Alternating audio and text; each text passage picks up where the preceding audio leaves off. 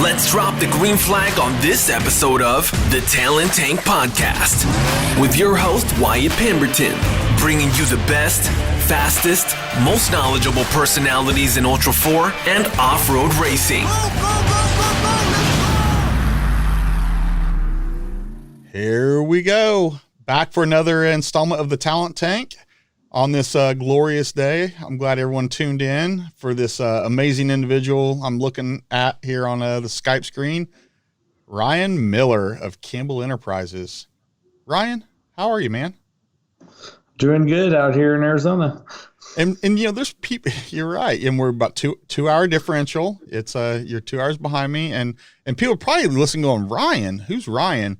We're talking about Miller. When you talk about what's going on at Campbell's and you talk about Miller, this is the guy that you get. You get Miller, not Eric Miller. That's the East Coast Miller. This is the West Coast Miller. Last name only, no relation. He's laughing. Oh man. Well, I'll go in, right, while Ryan's laughing, get the laughs out, right?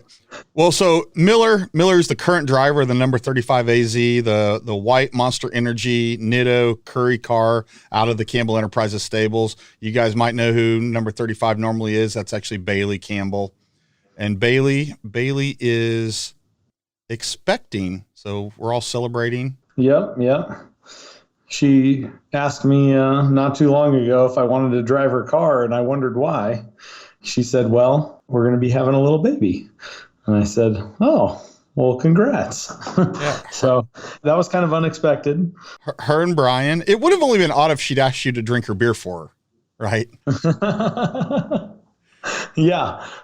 Everybody loves Bailey. I love Bailey. Bailey's amazing. It's been very cool to watch her grow up in motorsports with, you know, her father, Shannon, her brother, Weyland. They are the racing family in Ultra4. We have lots of racing families, but they are probably one of the better known names, and they've certainly been around the longest as a family. And those kids, Bailey and Weyland, have been around forever. And now Bailey's fiance, Brian was on the Talent Tank back around KOH. He was one of the KOH special episodes. Love that guy. Great dude. And so I'm really, I'm just kind of so excited for Tammy and to, you know, and Shannon to be, you know, they already have one grandchild. Now they're going to have two. Yep. They're excited. They just had the party 2 weeks ago, I think, to find out what they were having. So, and I don't want to bust it, but I think I know, but baby girl. Yes, it's a girl. That's okay. That's what I thought I'd heard. I can't remember who told me, but I better keep my source quiet on that. But yeah, someone told me, but then I did feel like I saw a post about it. And then I was messaging with Shannon because that's actually how you got your interview case, was Shannon hand delivered my case to you. Well, actually it was Bailey. Bailey did. So Shannon he took credit for it on text message. Okay, Ryan's got it. I think he made sure that it made it through the channels to me. Which Bailey is the one who runs the show, right? I mean, absolutely. The I's get dotted, the T's get crossed. Yeah. So if we will definitely get into talking about Campbell's here in a little bit. So I don't want to do too much spoiler work on the front, but I did want everyone to understand who I've got on with us today. Ryan Miller also goes by Miller, just straight up, of Campbell Enterprises, and he is the current driver of the 35 car. And you're going to finish out this season, right? So you got nationals coming up, and then you're going to be the KOH. As far as I know, that's the plan, because Bailey will still probably have that little baby in her. I think she's due at the end of February, which that was when she told me that, I was really bummed because of how this year's KOH went. We had already talked about it, that we were ready to go back for 2021 and put that car on the top. And that conversation is coming here. It is coming. We're going to talk about that because, oh my God, what a amazing. The whole world was pulling for her, and it just didn't work out. And then co-driving for you, because you'd been Bailey's co-driving for you is Michael Pendleton. Yeah, Mike just co-drove with me in Moab this last weekend. So I mean, he's been around the cars. He's been to the shop. He's been at KOH with us. He actually co-drives with Weyland in the UTVs. So he's not a stranger to any of this. It's just different car, you know. And different driver. Yeah, that's true. Yeah. Let's talk about that down there, where I want to talk about the difference between, because you used to co-drive for Weyland. Yep. In a big car, and then now Weyland went to, he's single seat, and Brian's in a twin single seater, but you've been filling in next to Bailey, and Bailey used to have Terry Madden as a co-driver, and then Terry went on to do his stuff, and now you're back in there. So I'm excited to see you in there. But let's talk about current affairs. Moab was last week. Yes, sir. So your first foray, man, I don't even know if I said that right. Foray out in the 35. And I saw, well, one, you guys were running an amazing race is what I saw initially. And I don't know any of the details, but I did see live video of you coming in with 2 right side flats. I don't know what lap that was, but I can tell you what lap that was. I know you can. That was lap 3. We started off pretty good. We had pre-ran, Mike and I. We picked our pace before we even qualified. We knew this was the pace we're going to run on race day. This is what we feel comfortable with. This is what we're smooth at. This is where we can run the car. This is where we need to be careful. Lap 3, I don't know what happened. We had picked off a couple cars here and there. We were right behind Vaughn, and we were just in a little gravel wash. It didn't have any rocks, nothing. And all of a sudden we heard tires go flat, and we're like, is that our tires? Like, there's nothing to run over here. Like, there has to, and we're like, car feels kind of all right. It feels weird, but I guess they were going down slowly. I went back and watched the live footage just to see what happened, and you could only tell the rear was flat by then. But by the time we decided we'll just, we got like 2 miles to go to the pit. Let's just take it easy, get it to the pit. The pit will be faster at changing it than us getting out somewhere on the side of the hill out here. By the time we were going towards the uphill, towards the pit, we knew we had 2 flats then. And same side. Yeah, same side. Passenger side. It's funny because when I went back and watched the live feed, everyone that crossed that camera where we had the flats, they were flats. Like 90% passenger side flats. And I'm like, there's nothing there. I don't understand why, what happened. So it was kind of a mystery, but going back and watching it, I guess we were in first then, and I had no clue. We were just running our race at the pace that we thought was going to be all right and put us up near the front. We just wanted to get Bailey a solid finish. Little did we know, and people told us after the race, hey, you guys were in first, those first couple laps. And we're like, wow, okay.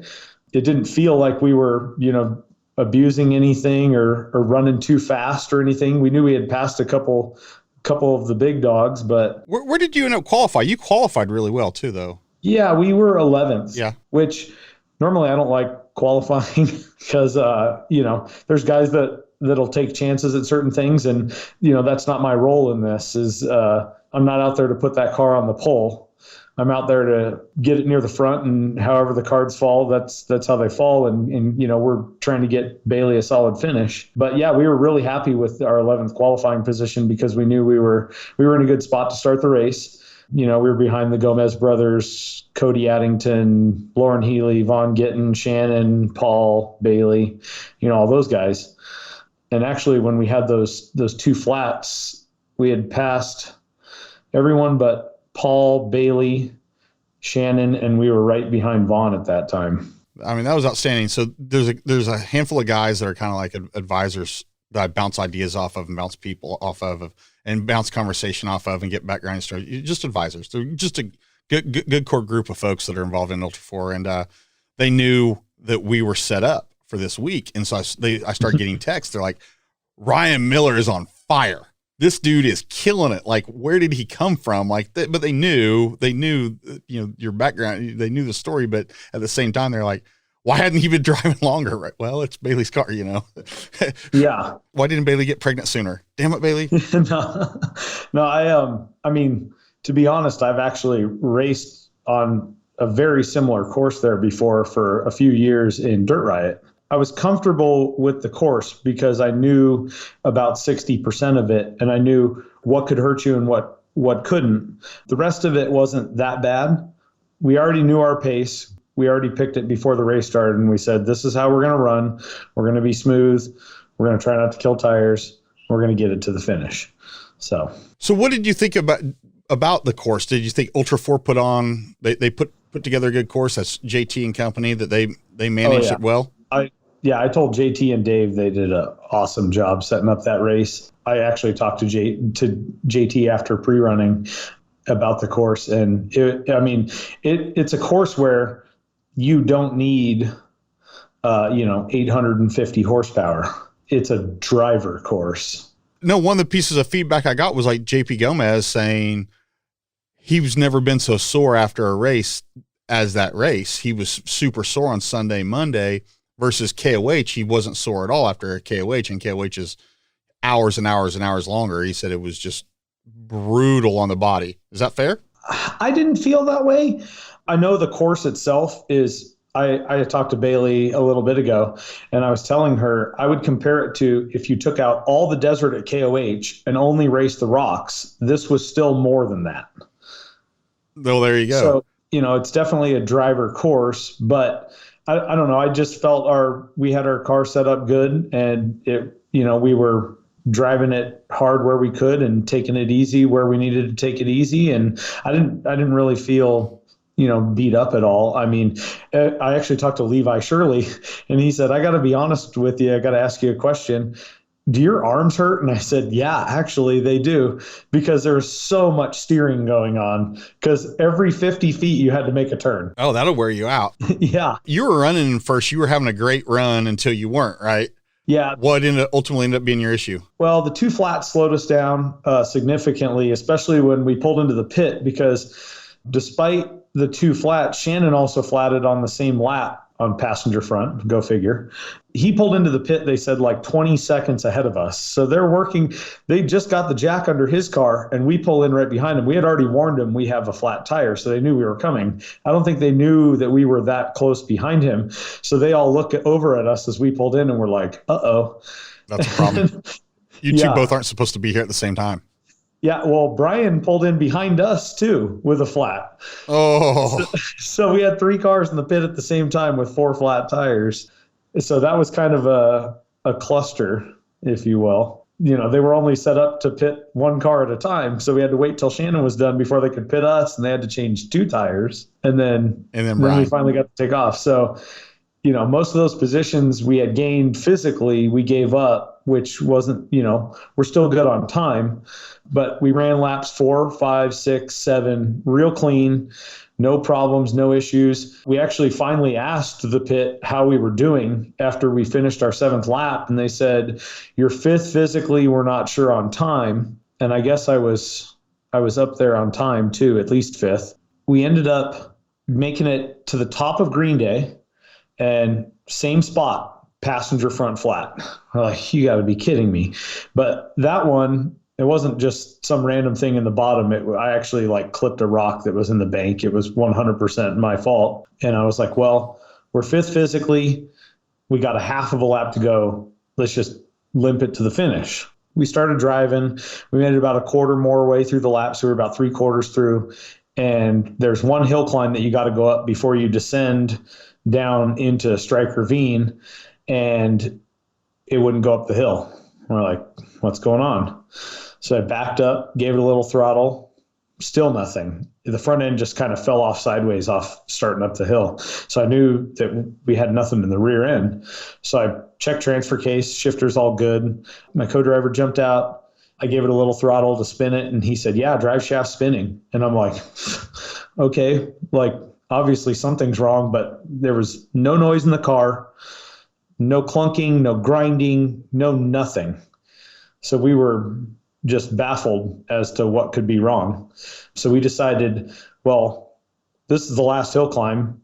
If we can get up this, we can get to the finish, and we're getting to the finish. We changed the front tire, so we had 2 good tires on the front, and Mike pulled, 1,000, 1,500 total feet of winch line, I'd say. We winched all the way. We were winching to tree to rock. There was a broken car on the hill we winched to. More trees, more rocks. We got it to the top of the hill, and Mike was absolutely spent. And he jumped in. We went down the hill, down to Brittany Spears. We had to pull winch for 2 feet in Brittany Spears just to make the pivot up around a rock. I just kind of jumped it up on there, got it around, and it hooked on a rock on the driver rear, and he winched us off that, and we drove it to the finish from there in front only. But obviously we gave up a ton of time doing that. Yeah. That's racing, right?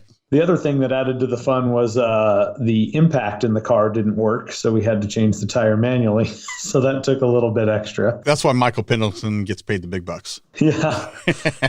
There was a couple times going up that hill, he ran back and he needed some water because we were pulling winch. The winch on the front of that car's got, I don't know, 200 feet of rope or something. And there'd be times where I couldn't even see him. He's around the corner in a tree hooking me up. And then he'd run back around the corner and tell me, start winching, We did that a dozen times up that hill. Makes for a long day, but that guy was gassed. Yep. But we were determined to get that 8th lap in. And so what was your final finish? We ended up 17th. We were the last car to finish on the last lap. Hey, but you got it done. That's what matters. And that's part of you. That's part of your mantra. That's like, I don't quit.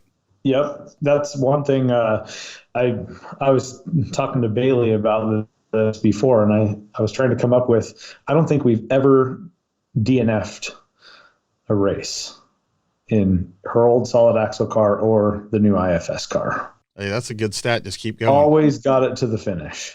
That's an amazing stat. Well, I want to continue down. I got a couple more Moab questions here, but these aren't necessarily about the race or your race. This is kind of about the race in general, and these are kind of a little bit little interesting, little maybe hot topics is what I call them. As we exit the race, there was a lot of discussion about the race course width, and people had witnessed what they believe they witnessed people to have short coursed without going into names.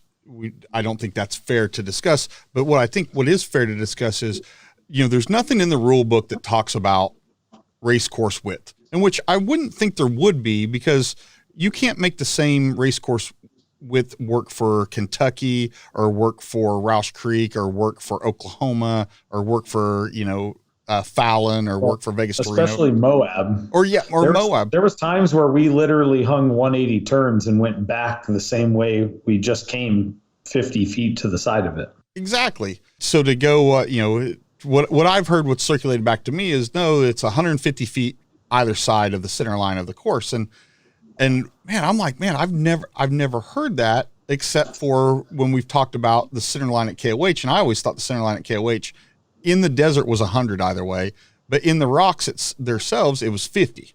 Like down in the canyons, I thought it was 50. But I don't think there was ever a number. I know this is, like you say, a hot topic. Right. No, seriously. It was down in San Felipe last year.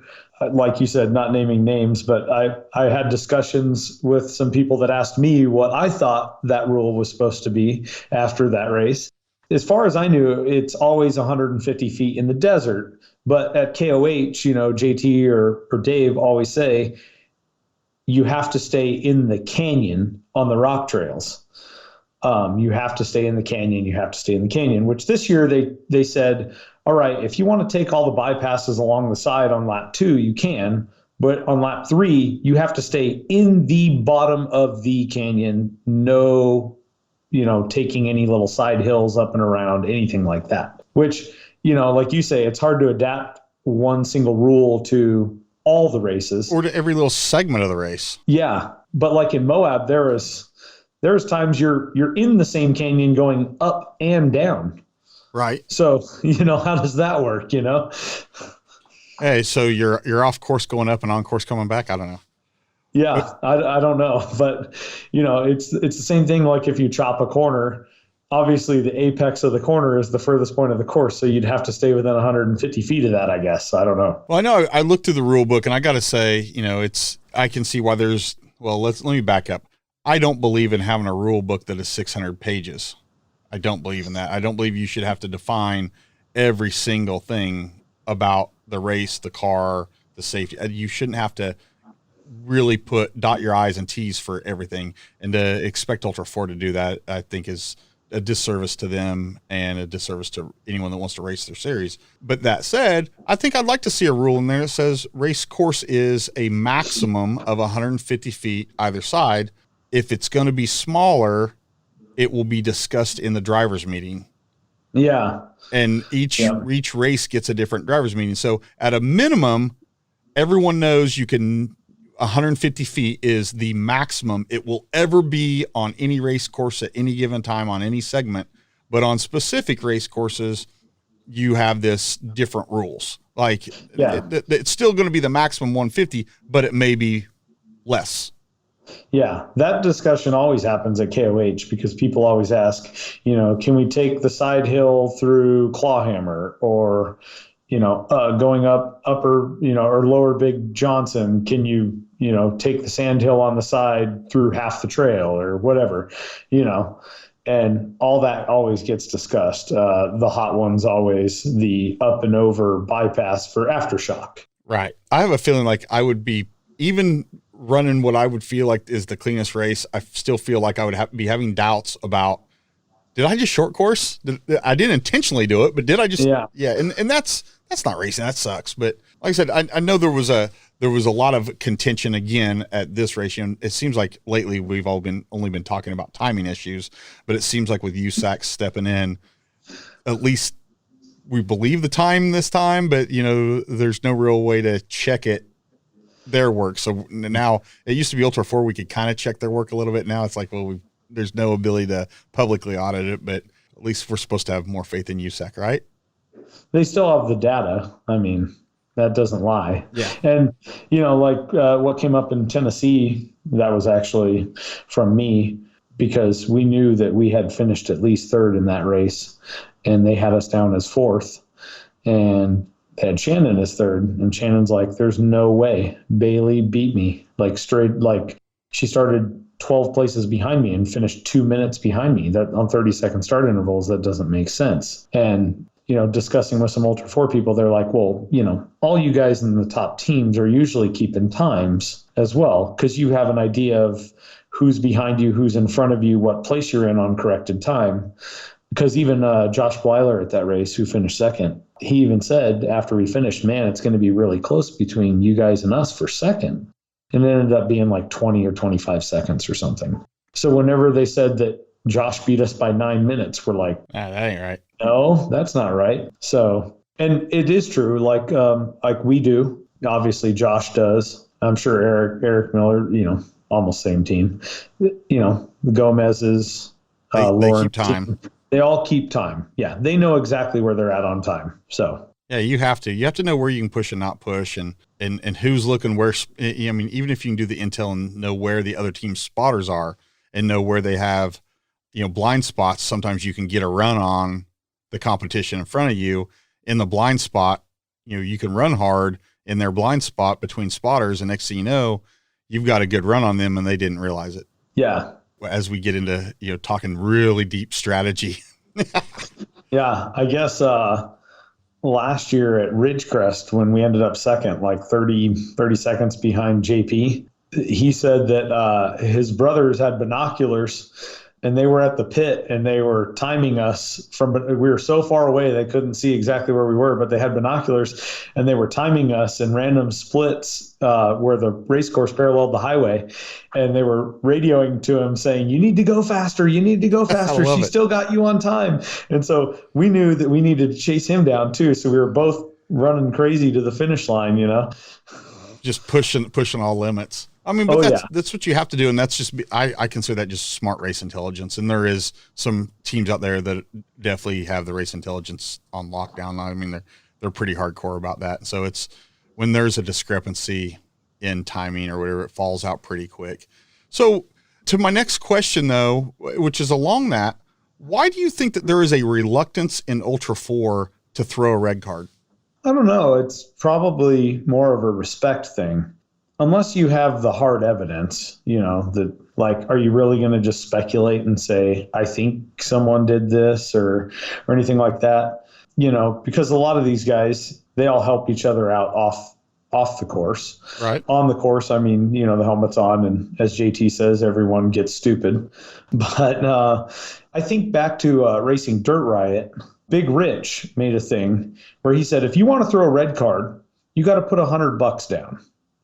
And if you're wrong, the $100 goes to the guy you threw the red card against. He didn't want people just throwing red cards, out of the blue at anything and everything because they were crying about this or that, whatever. And so I think it's kind of probably a respect thing, I guess. Unless someone for sure did something, are you really gonna say something? Yeah, unless you have the hard evidence. Yeah. I think that is absolutely part of it. We've just seen such a reluctance to see red cards thrown. No one likes calling another guy a cheater or calling him a liar or calling him whatever. And no one wants to be called a liar or a cheater, or I can't believe you would accuse me of that. Like, I didn't do that. And this kind of goes back to my point about I would probably get DQ'd for short coursing for something I didn't realize I was short coursing. And that's what would happen. It would be like, hey, you get thrown a red card. We're like, well, what for? And they're like, well, you took that bypass. Wait, I wasn't being nefarious about it. Like, it wasn't an intentional, but damn it. I absolutely took that line. I remember, I want to say it was like KOH 10 or 11 where Slauson, I think I'm going to say it's 10. Slauson won. And then they went and looked at it, and he'd taken a bypass or a shortcut at the top of like Sunbonnet or Highway 2021 or something, somewhere in there in that part of the KOH course. And I remember hearing, Dave and Jeff or whatever, they went and talked to him, and they said, at the top of that, which way did you go? And he goes, I went right. Was I supposed to go left? And they're like, yeah. He's like, there it was. And he gave up, he didn't actually end up winning or whatever, or maybe it was third. I feel like it was for the win though, but man, that's hard. And so I think there is that. I think I'm with you there on the reluctance to throw the red card. But that said, we continue to end up in these kind of situations where afterwards, there's a lot of rumors and drama. And I have people that saw him and they videotaped him, he was greater than 150 feet out of the course. And, if you have the evidence and it made a material difference, or even if it didn't make a material difference, I think, there should be some level of obligation of, throwing it out there. At least no one wants, and the guys that it's happened to, they don't want to win because they cheated or they don't want that. I just don't think there's anyone out there racing today that is like, you know what, I'm going out, I'm pre-running to find places to cheat. Yeah. I mean, there's competitive advantage, of if I chop this corner, I'm faster here instead of going here to there, and it's within 150 feet. Okay, that's legal. We're out in the desert, whatever. The rocks, I think, is where it's a big gray area, because 150 feet in rocks is huge, Well, 150 feet out in the desert isn't that huge. Yeah. And the other thing that you go back to is like, there's trackers on the cars. So you can see exactly where the cars went, Within inches. Yeah. Literally, there's satellites linking up in space telling you where that race car went. Right.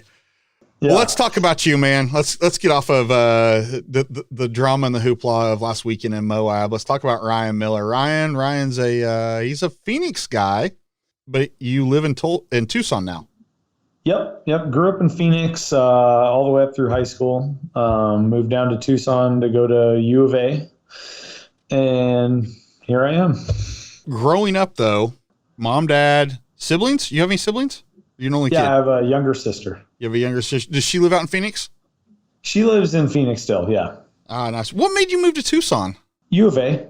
Oh, okay. I got a scholarship to go to U of A, so that's what I did. So you're jumping ahead of my story, but I'm okay with that. So you're a Wildcat. You have a degree in engineering. I do know that. Yes, sir. I wasn't shocked at the engineering degree after you hang out with you a little bit. You're like, you can tell it. But the Wildcats, my alma mater is also the Wildcats. So I saw that. I was like, all right, yeah, I like that. There's a lot of Wildcat schools. It turns out there are. It turns out there really are. And then your dad got you into wheeling really early, young age, right? Yeah. I'd say, he would set me on his lap when I was 5, 6, 7, and he would push the gas and let me steer his truck around. So that's how I started driving. What kind of truck was it? It was a 72 Chevy 4-wheel drive. Nice. Long bed, short bed? It was a short bed Cheyenne Super. It was the the one that everyone wants nowadays, and that was supposed to be my truck when I turned 16, but he ended up hitting some black ice on a hunting trip and totaled it. Wow. Yeah, that's so awful. What color was it? It was the blue and white. Oh yeah, of course, right? It's either that or the black. Those are the two sought after. Yeah. Right. Those year Chevys, the 72 is the only model I can tell, like I look at and tell that it's a 72 because it has the little two reflectors on the fender, on the front of the fender between the front wheel and the grill on each side, and no other years have those. So, and then something about when you look in the doors right next to the wing. I can nerd out for you here for a minute because I built 67 to 72 Chevys for about 10 years. A 72 has the rearview mirror mounted to the windshield. Yep. And it also has an exposed Phillips screw underneath where the wing window post comes down into the door. On the inside, on the interior. Yeah, and the door panels are different. The door panels are different. I didn't know the door panels are different, but yeah, it's that exposed screw. So but you got to look in it. But from the outside, the only other place the only other telltale I knew was just that reflector. It is a reflector, right? Yeah. Right. It's a side marker and a reflector. Yeah. But they had them from 68 to 72, but they changed them slightly. So the 72 was just a little different. Yeah, I had a friend he was all ate up with 72s, and I kind of, you hang around with the same guy long enough, you kind of start understanding what he's talking about, right? Yeah. Man, so growing up, what else were you into? Do you play sports? I played basketball a lot, baseball. Because you're a big guy. What are you? You're like 6'1", 6'2"? 6'1". Yeah. So I grew up playing basketball mostly and baseball, and all the way up till into high school. And then my high school counselor, I didn't play basketball or baseball at the school. I just played leagues with some buddies. He said, you need to do something extracurricular. And I was like, okay. And he's like, I'm the tennis coach. Come out and play tennis. Okay. Turns out I'm really good at tennis. No kidding. In 2 weeks before the season started, I'd never picked up a tennis racket in my life, made the varsity team as a freshman. Killer. And was on varsity for 4 years. And I think I had the most wins in total for varsity ever in school history. So, and you never played before. All these people that have been struggling in lessons and all that, and you just show up and you're just like, what? Yeah, sure. But I actually liked playing doubles better than singles. I don't know, but I just did that. So I did that every year, and it was just it was fun. I still play a little bit here and there, or racquetball or pickleball. My father-in-law and mother-in-law play pickleball all the time up at their cabin. And so every time we go up there, they ask me if I want to go play, and I'm like, sure. And I'll go play for 3 or 4 hours. It's just, I like ping pong, anything with a paddle, really. I'm learning so much about, this is why we do the talent tank, and we get these insight on these guys. So how long have I known you? How long have we known each other? Probably close to 10 years. Probably something like that. At least 8 or 9. Yeah. Yeah. And then just hanging out, me hanging out with the Campbells, like in person with you, like your numbers in my phone, probably 5 or 6, maybe 7, somewhere in there. But yeah, exactly. I never tennis player. I love it. I'll start calling you McEnroe. I'd say my favorite is ping pong, though. I love ping pong. There's I don't even know what to say about that. I play beer pong. I play that too. Yeah. I'm okay at that. Yeah. I'm pretty good at that one too. Yeah. We've had some time around it, right? Oh man. Your dad though, he was into Flatfender Jeeps, and I know you are still too today. How did that kind of materialize? Going back to my dad putting me on his lap and driving his truck around, when I was 5, I'd say. I'm pretty sure I was 5. My sister was 3. I remember that. My parents were like, we want to buy property up in the mountains. We want to get away out of Phoenix on the weekends and, in the summer. And okay. So they bought what started out as an acre up in northern Arizona in the White Mountains, which is, for people that don't know, it's like 6,000-7,000 feet on average up there, at least above the rim. So it's all pine trees and cool weather. So they bought that. They just parked a large travel trailer there, like go up there, stay for the weekend. Okay, whatever. That Christmas, my dad bought my sister and I a quad to drive around up there. So I started riding a quad when I was 5, and she started when she was 3. And that lasted about a year. And he's like, I need to get something to drive around up here. So searching the old classified ads, old school style in the paper every morning, he found an old Flatfender Jeep for $600 and went and bought it. And he worked on it and worked on it and worked on it for like a year. And he was getting it ready to take up there. And he's like, this thing's a pile. So he's like, I don't want to fix this thing because it was an MB. It was a World War II one. So it had the weaker transmission and stuff. And he's like, you know what? Someone will want to restore this thing. I'm going to sell it. So he sold it and bought another one, a civilian model, and didn't do anything to it. Towed it up there, and that's what I learned to drive on. It had no brakes. Those old Jeeps have non-synchro transmissions. Grinder. Yeah. So I think I was 8 when I drove that thing the first time. They have a max speed of almost nothing if they're in low range, which that's all he would let me drive around in. So he had that one for, I don't know, close to 20 years. And he's like, I want to get a nicer Jeep. And so he ended up finding one. He searched and searched, found one. So then he sold our old Jeep to our neighbor. And it started like our own little flat fender club up there. And soon there was like 4 or 5 neighbors that all had them. So we'd go on little flat fender cruises out through the forest. And then he got another better Jeep. And then there was a big fire in Arizona, and it actually burned down our barnyard lean-to. Basically, it burned everything but the cabin we ended up building up there. And, we lost quads, motorcycles. That Jeep, his old Chevy, was up there because he was going to fix it. And so all that was junk. And he was pretty sad about that because the Jeep he had like 60,000 original miles. It was cherry, garage kept its entire life. So he's like, I'm never going to find one like that. I'm never going to find one. Well, back in Phoenix, a guy around in the next street ended up having one for sale. And he's like, I ain't going to go buy it. And my mom's like, just go buy another Jeep. Stop your crying. And so he ended up buying it, and he took it up there, drove it around for a couple of years. But it was one that, had sat for like 20 or 30 years. So every single thing on it that held or passed a fluid leaked. So I ended up stealing it from him. And I said, when I bring this thing back, it's not going to leak. And I ended up tearing it down to the frame and doing a complete frame up. It wasn't like a restoration. I just basically rebuilt everything mechanically, made it look nice, put fresh paint on it. I mean, I didn't I just fixed any rust in the body, didn't smooth it out, nothing, just make it look nice from 50 feet and here you go. And that was 4 or 5 years ago. Took it back up to him. If you made it too nice, he'd never drive it. No, he's not afraid to scratch it.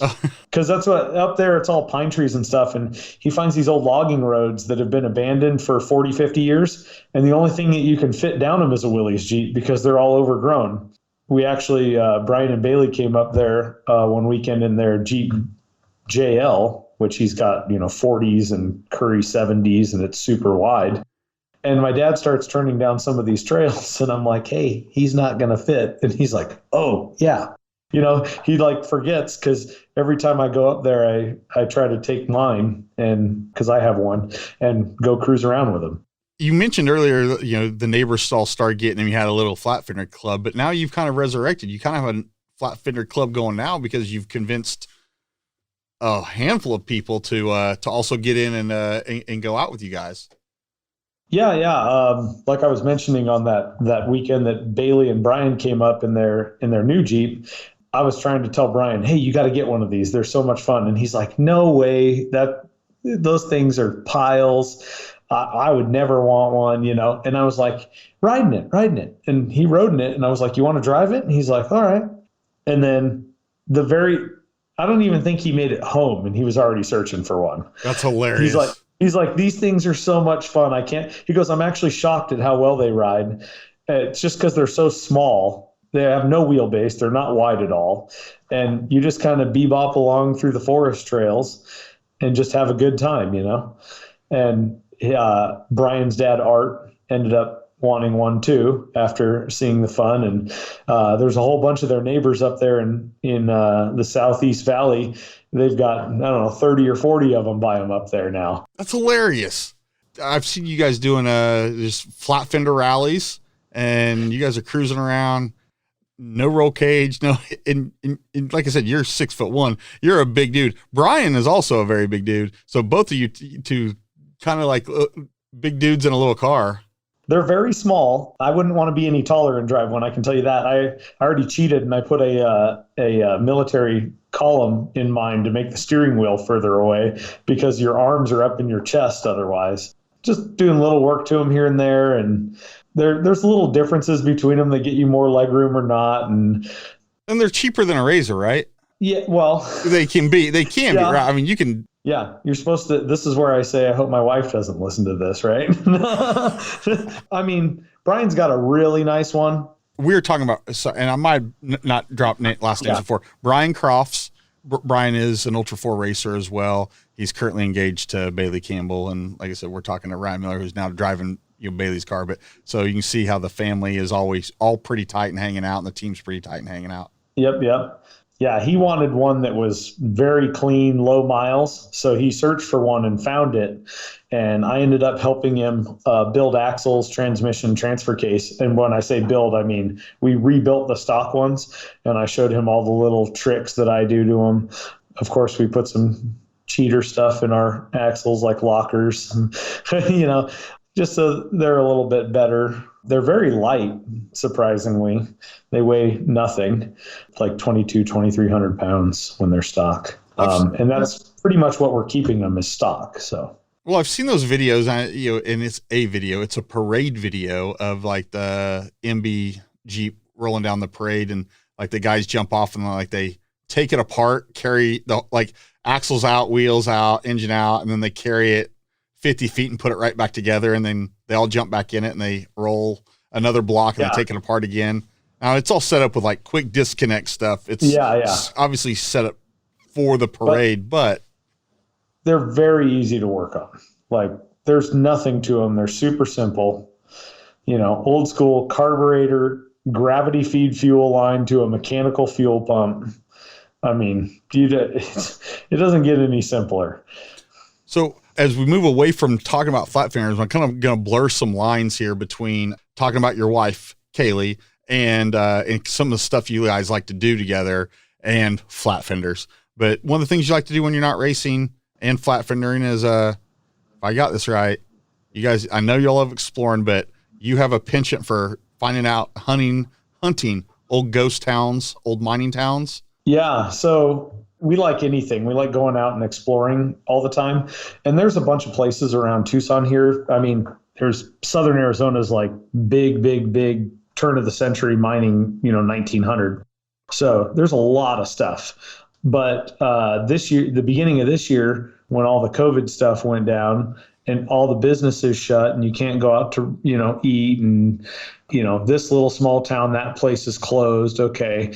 And so that's the stuff we used to go do. Was all those. Well, I like reading old Arizona highways magazines and stuff, just history of Arizona and all the random places you can go see if you're lost. And one of their specials that I bought the book was old mining towns and ghost towns. And there's hundreds. And so what we did is we'd pick some in an area and we'd take off Saturday at like 5 a.m. and drive her car, which her car's an Audi Q7 all-wheel drive. So it's nice to drive down the road, but it's also all-wheel drive. And we just drive out down these dirt roads and end up somewhere that, that car probably shouldn't be. And we'd just go find, 10, 15 ghost towns in a day. And we'd come back home, and the next weekend we'd do it again. And so her car got, a couple hundred miles each weekend of just dirt road driving and just going out and exploring and seeing what's out in the middle of nowhere where you got to be lost to find it. I love that about you guys. As we start talking about Kaylee here in a second, is you guys, every time I talk to you, it's like, man, I can't do something this weekend. We're in Glamis. Hey, I can't do something next weekend. We're going to be in Johnson Valley pre-running and testing and getting ready for Rebelle. And we can't go that weekend because we're going to be doing this. Yeah. And it's, you guys are go every weekend, and it's outdoors, off-road related, and y'all are just living it, breathing it on a regular basis. Yep. That's been even though, a lot of stuff hasn't been going on, that's what we've been doing just constantly. So I've mentioned her name. You are married to this wonderful woman, Kaylee. How did y'all meet? Well, it's interesting. We actually met probably 16 or 17 years ago, I'd say. I was with a bunch of guys that we started an off-road club at U of A. And they said, we need to start a club so that way we have buddies to come get us unstuck from somewhere or come help us get our broken rig out of somewhere, right? And so we started an off-road club. Is this pre-Undertakers? Yeah. We started that off-road club, and then for homecoming at the school, they always team, a fraternity with a sorority for a homecoming float, whatever. Well, they try to team clubs with other clubs. Well, we're an off-road club, so naturally there's a lot of guys. Well, they teamed us with the nursing club, obviously, mostly girls. And it sounds like a win. Yeah. Her sister was in the nursing club because she's got actually two sisters that are nurses. And so she would always come hang out with her sisters with the off-road club because she liked off-roading. But then she would just hang out, whatever. We just knew each other. She ended up going to grad school in Austin, and then she moved back. And she lived here for a while. And then we just randomly met one day in downtown Tucson getting lunch, just saw her and started talking, whatever. And she's like, hey, I really want to, I've been working a lot. I've got a bunch of money because I've worked a bunch of overtime, and I want to buy a Jeep and go off-roading again because that was a lot of fun. She's like, will you go look at one with me? Because I found one. And I'm like, oh, okay. So I went with her to go look at it. And she's like, well, do you think I should get it? And I'm like, yeah, it's a good deal. Yeah. She's like, okay. So she ended up buying it, and then we ended up hanging out more, and then we ended up dating, and now we're married. So that's the short story. Well, so yeah, you already kind of answered some of my questions about that, because my questions were, was she already into off-roading somehow, some way, or had you converted her? Yeah. And as we start, because I do want to talk about her, what she does is absolutely amazing. She likes to do off-road rallies, especially the Rebelle, which is Emily Miller's baby. And at this point, I'm going to just throw the ball into your court to describe what Rebelle is, because I'm totally enamored with what Emily Miller has going. Emily Miller, another Miller that you're not related to, but we'll talk about. Yeah. So there you and I are, and let me back this up. So Kaylee's won this rally twice. She's won it twice. She's finished third another time. And as you're going to describe it here in depth, because you explained it to me at KOH this past year, we're standing at a smudge pot late. I don't know. I don't think it was midnight, but it was definitely late. We were drinking beers. I was with Miles Hasselkiss. We came over to see you, Shannon, Bailey, just everybody in y'all's crew. I mean, and you and I stood outside by the smudge pot talking, and somehow we started talking about Rebelle. And that led me to, I'd met Emily Miller that day, or maybe the day before, somewhere over in the media tent. And then you start telling me about what she does outside of doing what she was doing for King and Hammers. And I went right back the next day. I found her and was like, Emily, I host a podcast called The Talent Tank. We cover Ultra4 stuff. I know you're working for Ultra4, but I want to talk to you about Rebelle, because what you guys do is just, it floored me. So it's a women's off-road rally.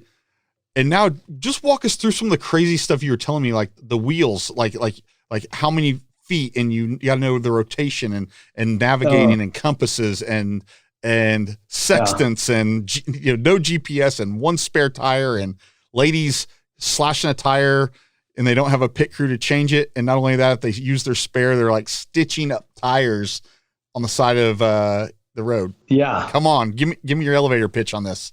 They're definitely not your average women. They're like we were talking about before. They are badasses. They start this rally, and there's not many vehicle requirements. You can't have like a race car or anything. It has to be a production vehicle available to the public. You can't have like 4-link coilover suspension on it and whatever else. It has to be like some sort of bolt-on suspension if you lift it. You can't have bigger than 35-inch tires. So you can't, put 37s or 40s or anything like that on it. And they start usually up by Tahoe, and they usually end in Glamis. So that's pretty much the entire state line of California down through Nevada, and then even south further all the way to the border of Mexico, except for they do it on dirt. And they do it for 8 days, and they camp in a tent. And what you bring with you is what you have. If you need tools or your car needs this spare, you have to bring it. Changing a tire, that's you. If you want to bring 2 spares, you can bring 2 spares. But you also have no GPS, no electronic navigation, anything. Anything that has GPS on it, you can't have with you. You can't have your phone, your laptop, nothing. They're using a map and a compass and going approximately, I have to say this in kilometers because that's the other thing, is Emily sets it up in kilometers to make it more difficult, I think. Yeah, as you described her, I'm like, this woman is evil and awesome. So they go like 2,000 kilometers on dirt with a map and compass and find like 200 or 250 checkpoints along the way in 8 days. And as you describe the checkpoints, some of them are obvious. They're 15 feet tall. You can see them from a mile away. And some of them are... It's like ski slopes. So you have green, blue, and black. Green are the easy ones. There's course workers and big green flags, and you're there. Okay. The blue checkpoints they usually just put a flag there. There's no course worker or anything, but she also puts out trick blues to make sure that you know where you are. So if you didn't go 0.2 kilometers far enough, then you didn't get the right blue, because there could be a blue there and another one around the corner. And then the blacks they're nothing. There's nothing that marks them. It is a just point in space somewhere out on Earth, and she scores the blacks in range rings like a target. So the closer you are to the bullseye, the more points you get. So how do you verify those? So what they have is they have a tracker on the vehicle that people at home can follow where they're going. And you can see the checkpoints on the map. So you can see if they're going to it or not, or if they're close or not. And you can zoom way in or zoom way out. And you can follow your favorite team, whatever. And you also have a second tracker that they use that they push a button on to score each checkpoint. So every time they push the button, it scores that checkpoint. Now, if they skip a checkpoint and go to another one and they push the button, you can't go back and get a previous one. But they know where you're at, and which one you're trying to score, or if you scored it or not. But that's how, so when you push the button, it logs that position in the tracker and then sends it, via the satellite back to their scoring. And then they within 5-10 minutes, they have the score posted. So you would describe to me something like knowing like what the diameter of your rolling attire is. Yeah. So the accuracy that they're talking about is very exact. Whenever you're plotting your directions, whether it's to a green, a blue, or a black. So a lot of newer vehicles have, ABS sensors, so they have tone rings, so it can count that. Older vehicles, we had originally built her a TJ, which was the Jeep that she had bought when we first met again. So that's an older vehicle. We actually put a magnetic sensor on the wheel, or on the backing plate of the axle in the rear, so it would actually count each lug stud as it went by. So it count 5 pulses for one rotation of the tire. So the only electronic device, I guess you could say, that is allowed is you're allowed a TerraTrip type device like rally computers. They make some with GPS, but those aren't allowed. But it calculates distance in hundredths of a mile or a kilometer, not tenths like your odometer. So these girls will plot a point, and then they'll plot the next point. They'll get to the first one, and then they'll say, okay, we need to drive 4.39 kilometers to the next checkpoint. 4.39. Okay. And they'll drive, and that thing will say 4.39. Boom, we're here. And they're doing it based off a tone ring or something like that. They get that exact. So when you're talking hundredths of a kilometer, you're talking 10 meters which is 33.3 feet. Your odometer is in, let's say you can't push a button and change it to kilometers like most of these newer vehicles. A tenth of a mile is 528 feet. Your accuracy is almost 20 times. Yeah. So that's, they're very precise, and you have to make sure you get the right checkpoint.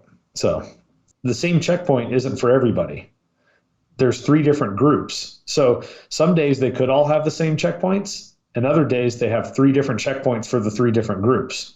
And some days they have 2 groups get the same checkpoint and 1 group gets a different set, because she doesn't want people following, Oh, she's like I said, ruthless. Ruthless, just diabolic. Emily Miller. Well, I hope you hear this. She's making them be good navigators.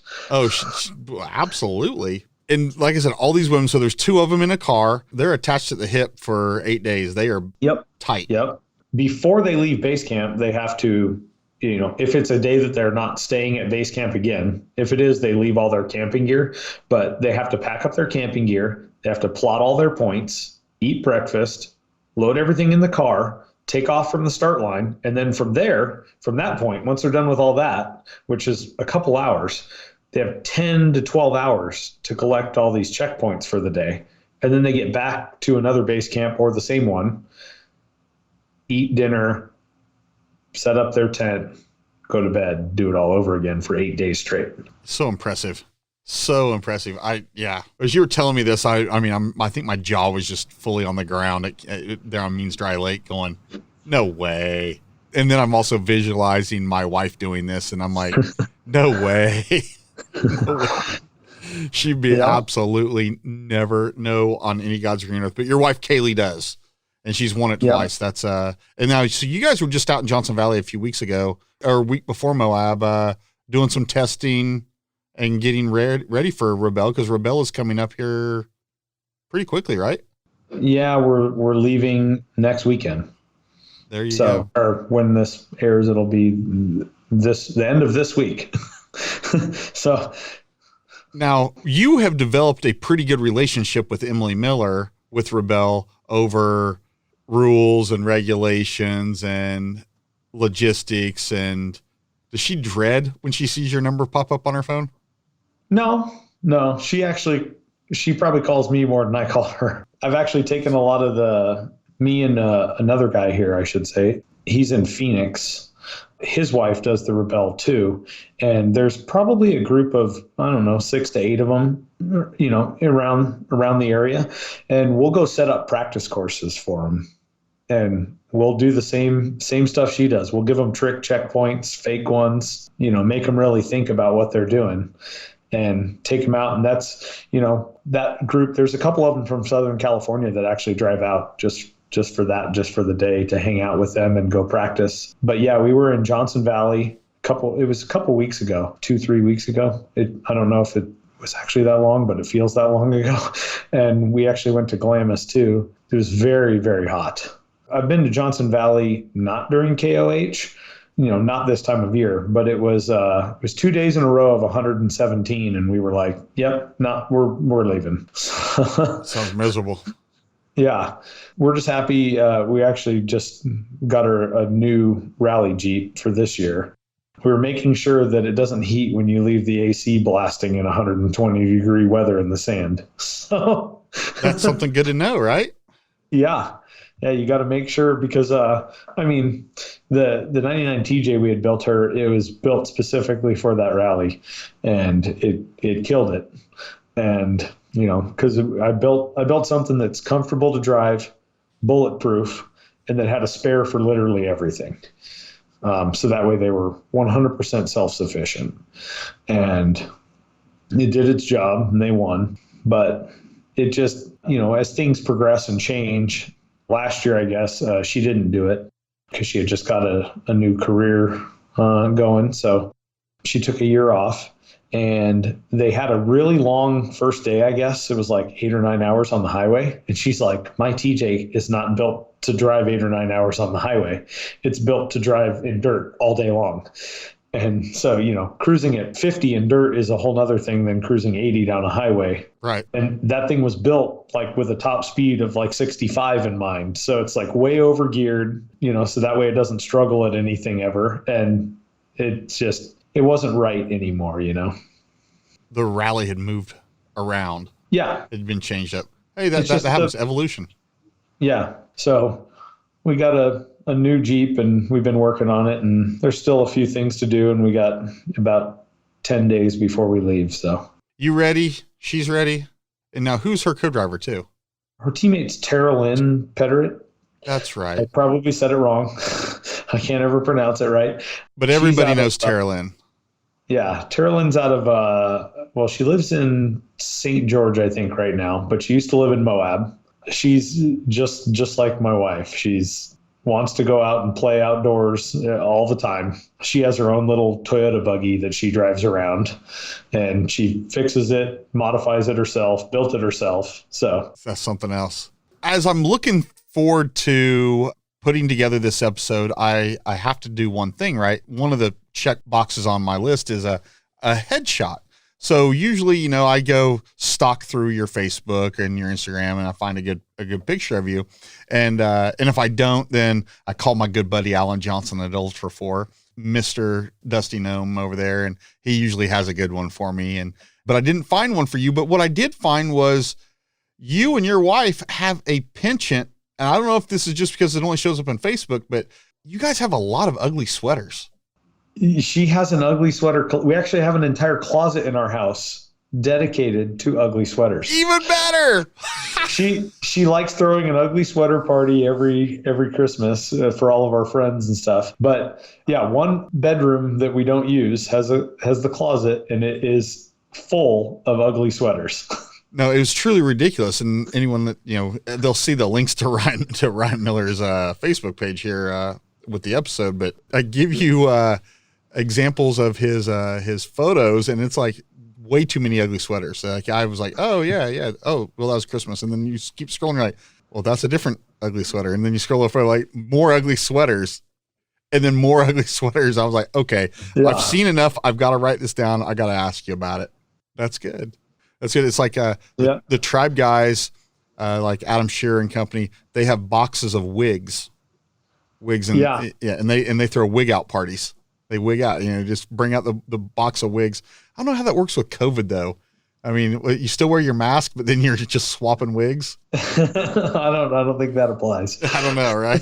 Fireball kills it. That's Fireball kills it. Those guys in Fireball. So there you are. You graduate from University of Arizona. You're a Wildcat. You have your degree in engineering. Today, you work for a company doing like HVAC systems, but you do all like the computer and automation stuff. Walk me through that. Who do you work for now? It's a company called Advanced Controls. I do a lot of troubleshooting stuff, but I do a lot of from scratch programming of large commercial AC units. These aren't like your house, These are water cooled, big. So you have giant central plants with chillers. I program those from scratch, all automated, alarming, redundancy switching, lots of relays, lots of sensors. And so I mess with those all day long. And we're talking buildings like large office buildings, schools, governmental buildings, the airports, everything. Oh, wow. Yep. And with that, I mean, you handle everything. It's just not what's on the wall when somebody walks to the thermostat. That's like the front end interface. It's everything that front end interface then runs. Yeah. Yeah. The background behind them is huge. And, a lot of stuff nowadays is all, trying to be energy savings. So I actually do a lot of programming of systems that are either stuff that has been done recently or a long time ago, and reprogram them to still do what they do now, but make them more energy efficient. So is that shutting them off at nighttime on certain stuff or starting them up at different times? Like what are kind of some of the nuances? You can set back temperatures, whenever the building's less occupied. Buildings have load from, outside air temperature, computers, people, lighting. Like that's the big ones. If you can minimize some of that stuff at certain hours, you can change the way that all the equipment in the background runs and make it run, not as hard. And therefore it uses less, overall it uses less electricity is what it comes down to. But, if you don't need, 100 gallons of 44 degree water flowing through a unit to cool it, and you only need 90 over the course of hours and hours and hours, that 10 gallons adds up. And then you go, well, maybe we don't need 40 degree water. Maybe we need 50 degree water. And and I've done a lot of that, and it's surprising. People would be shocked. A lot of times the bill to reprogram it has already paid for itself before I'm done. Oh, wow. In energy savings. Well, I'll tell overall for a large building. The guy that programmed the one for my office, that guy sucks. I got to wear a sweater in the summertime, and then one will sit there in like tank top and Speedo in the winter. It may be 30 degrees outside. More energy efficient. Yeah. It's complete disaster. Yeah, exactly. Terrible. How long have you done that? Full time for about 14 years. That's pretty cool. I always get a kick out of what people do for a living and how they end up into it, and then what they're good at and how their mind works. And so when I started talking to you about Rebelle, and even prior to that, talking about various things with the Campbell cars and the engineering side of it, and you working with like Matt Taylor and Matt has done all the design work, the CAD work, but he's also just a really handy wrench in the Campbell stable. And as are you realize really quick, you're not a mechanic. Like, you're way more than that. Like, your mind is going a million miles a minute over all the nuances, not just where the 10 millimeter might be. Yeah. Yeah. We, just with what I do at work, it's very technical. And some of that applies, to racing. Some of it doesn't. But, just figuring out why something did this, why did that. I know when they had that race in Texas a couple of years ago, the desert race, Weyland's car had a cooling fan that wouldn't work on it. And I ended up rewiring it. And Shannon's like, "Are you sure that's going to work?" And I'm like, "It'll be fine. But when we get home, we need to make a permanent fix here." Was that Sierra Blanca? Yeah. Yep. That's all day I deal with relays. That's the basic thing of it. So, and just this last weekend in Moab, the guys in the Nitto trailer were like, "We can't lower our rear deck off the trailer, so we can't unload anything." And Shannon's like, "Come on, Miller, we can go figure this out." And we went over there and we started looking, and we're like, "This doesn't make sense. This isn't where the controls are for this." And I ended up cutting open a tab that was dated like 2010, so no one had been in there in forever. And inside of it was a VFD, which is a variable frequency drive for electric motors. And I deal with those all day long too. So I'm like, "Oh, okay, this is right up my alley." But it wasn't a product I was familiar with. So I busted out the book and I'm looking at it and I'm like, this doesn't make sense because they say it goes up and down. So there has to be something to reverse this motor. And there was one relay in there. And I'm like, I wonder if that relay's it. Ended up being that they drove down that bumpy road into area BFE and the relay actually stuck where it would only go down. It wouldn't go up. Oh, dang. So it just needed to just toggled once. And they just needed a Miller. I didn't even really do anything. So it's just one of those, little nuances. So, man, the early off-roading years for you, I'm going to back up a little bit, but, the Willis Jeeps, you and your sister, quads and motorcycles. What was your first truck when you got your license? Well, I had my first truck before I had a license. As you should. Yeah. My first vehicle, my dad actually got it, but I was 13 and it ended up being mine. It was a 71 Chevy Suburban four-wheel drive. Oh, big boat. Yeah. So that's what I ended up driving at first. When I turned 16, I was like, I want a truck. I want another truck. So I ended up buying I said I was into the 67 to 72 Chevys. I bought a 68 Chevy CST two-wheel drive. And I built that thing as like a little street truck. And then I had the 71 Suburban was like the off-road vehicle.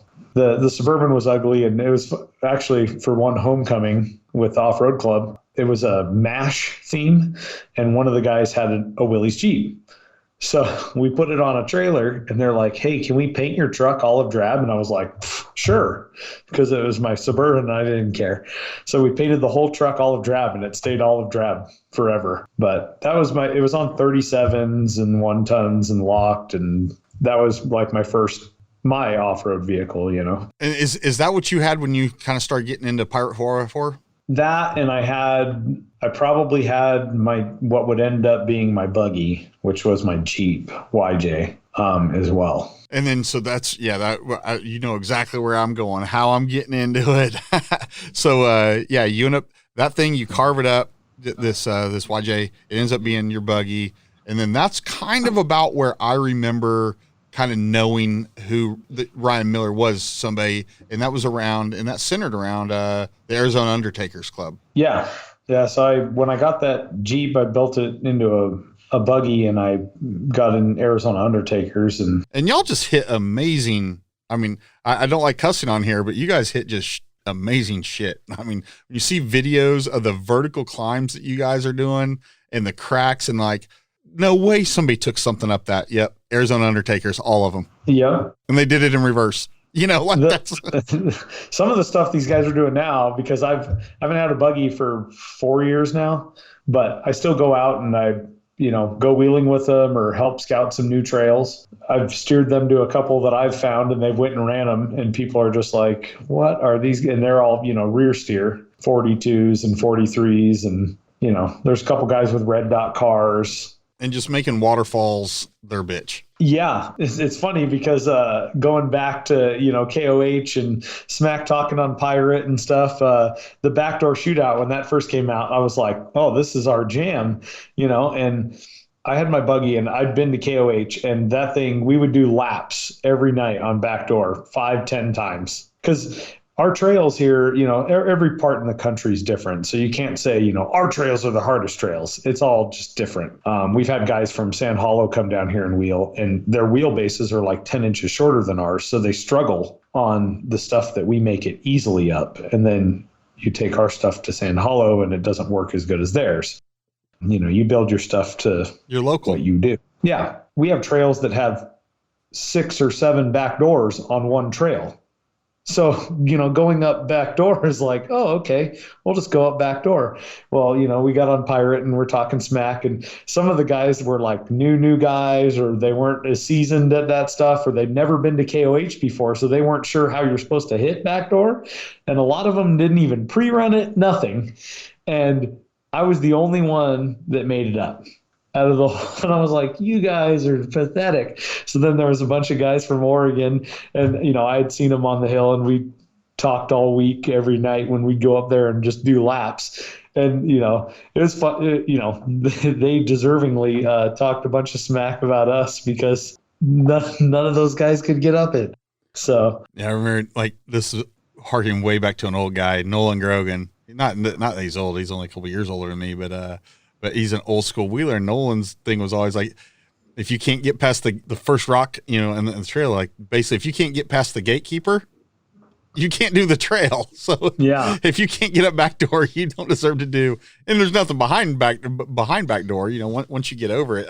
Yeah. But that's kind of his deal. Is like, there's the whole pressure thing too. It's one thing to do it when you're trail wheeling, and it's another when the spotlight's on you. Which there's two of those guys. I had never seen them not make it on the first shot, and they did not make it.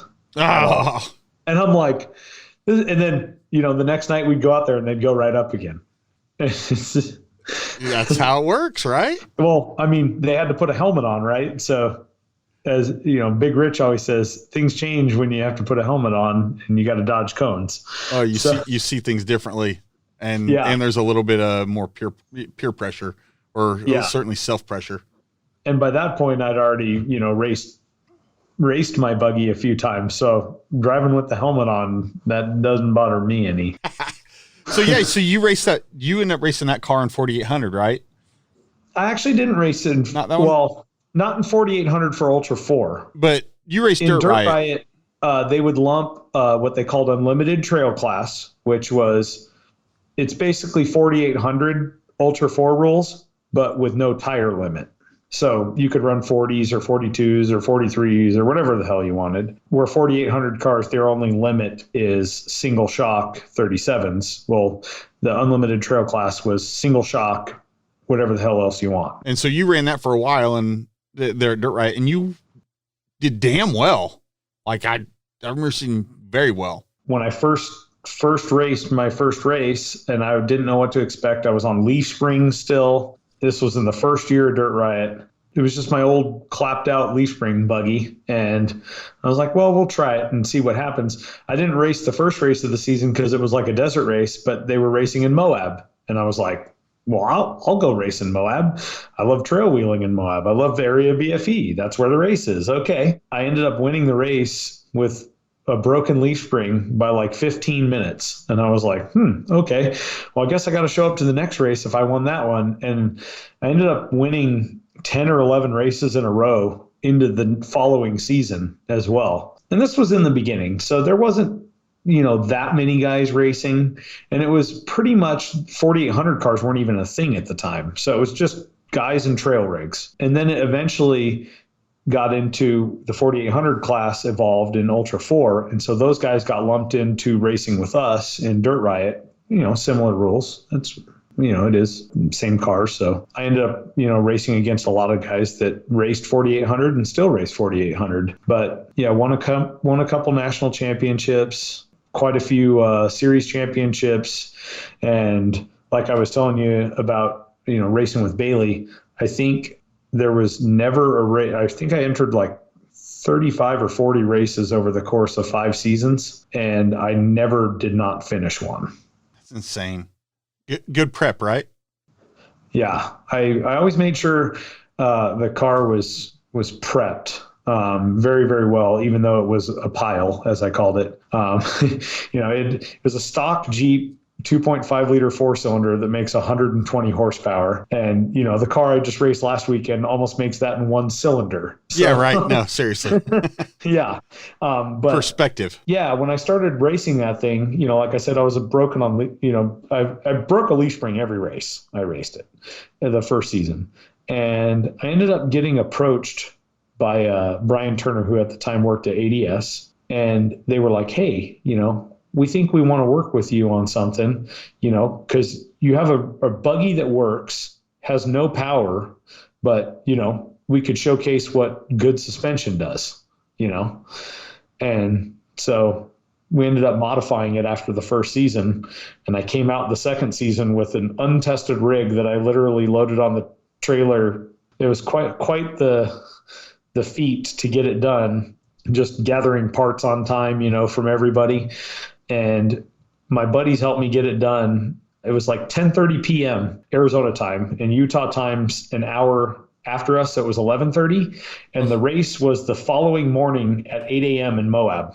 And I loaded it on the trailer 8.5 hours before the race started and did well over the speed limit all the way there through the middle of the night after not sleeping for 3 days trying to finish this thing, and unloaded it off the trailer and debuted it and smoked it. Nice. Like, it just worked right out of the box. So what year was that? That was 20 like 7? 12? Oh, it was a 2012? little later. I was thinking this was earlier. Yeah.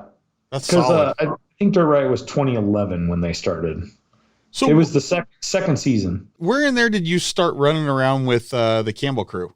I mean, how did that intro happen? I went to KOH for the first time in 2009, and that was when Shannon first had his first IFS car. And I had Undertaker's buddies knew him. I didn't live in Phoenix, so I knew who he was. And we hung out around the pit and said hey and whatever, but I wasn't part of the pit crew or anything. It was just hanging out. 2010, I actually helped him pit at the Hammers a little bit, just like an extra hand. Like, hey, you want to help us pit, where we need some pit guys. Okay. And then after that, shortly after KOH, Shannon wanted to go out trail wheeling. Okay, we'll go to one of our spots. And so we took him out there in what was their old 2-seat car that Nick and Rob McKinney had actually raced at KOH that year. It was just a simple little 2-seat rock buggy. Solid axles. Solid axle, radiator behind the seats, Curry 60s, 40s, with bypass air shocks, I think, on it. Yep. So he brought Bailey and Weyland out and put them in that. And Shannon rode with whoever had an open seat at the time. He was just jumping in random buggies. And I kind of planned the trip. So I was leading that trip on all the trails. And I think I drove all the stuff. There's a couple obstacles where we were that, it's hit or miss whether you have to winch them. And I was helping spot, anyone that wanted a spot. Normally we just let each other flail and laugh at each other when we're trail wheeling. But when the kids got up, Shannon would say, hey, just listen to him. He'll tell you what to do. And I'd spot him up. And he actually made Bailey drive and Weyland sit in the passenger seat. And that went for a whole day and 3/4, I'd say. And Bailey had no problem driving everything. And then we got to one obstacle. It was the last obstacle, last trail, last day of the weekend, and she couldn't get it up there. And I'm telling her exactly, I'm like, you have to do this. You have to do this.